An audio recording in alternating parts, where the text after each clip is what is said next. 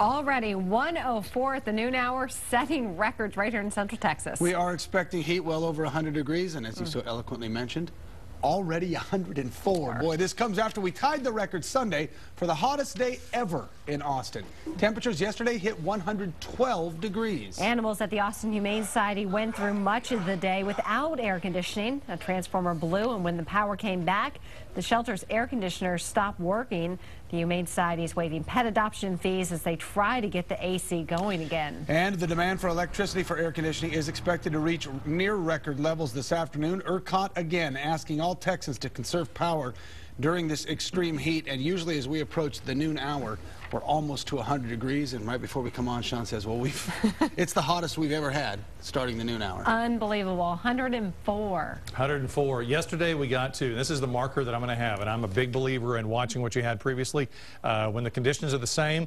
Yesterday at 2 o'clock we were at 108 degrees. If today at 2 o'clock we're at 108 degrees, well then we will likely get to the 112 that we saw yesterday. The real question here is, could we get hotter than that, or are we going to be just below it? Something to watch carefully this afternoon. Let's take a look at what we have out there. Honestly, I was a little surprised. I thought 101, maybe 102 at the noon hour. 104. As long as I've been here, that's the hottest it's ever been at noontime, at least for our noon show. 104 and hardly a cloud out there. We did have a few clouds to the north of us, and those are obviously gone.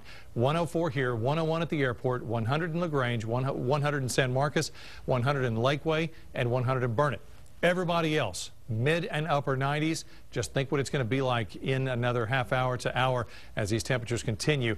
It is obviously going to be a huge demand, of course, a big strain on ERCOT. It's been a situation where we've watched carefully over the past several months to see our electrical usage, and at the moment, it looks like that's still going to be a problem. Let's take a look at some of the other items. I mentioned the cloud cover and the showers out there to the north of us.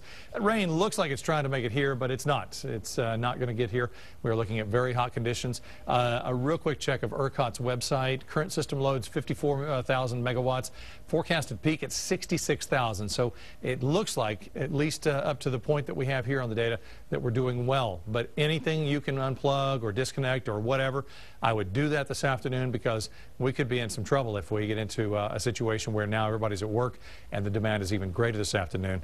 Let's avoid those rolling blackouts. Our forecasted temp today was going to be 108. We're looking for 105 tomorrow, 102 on Wednesday.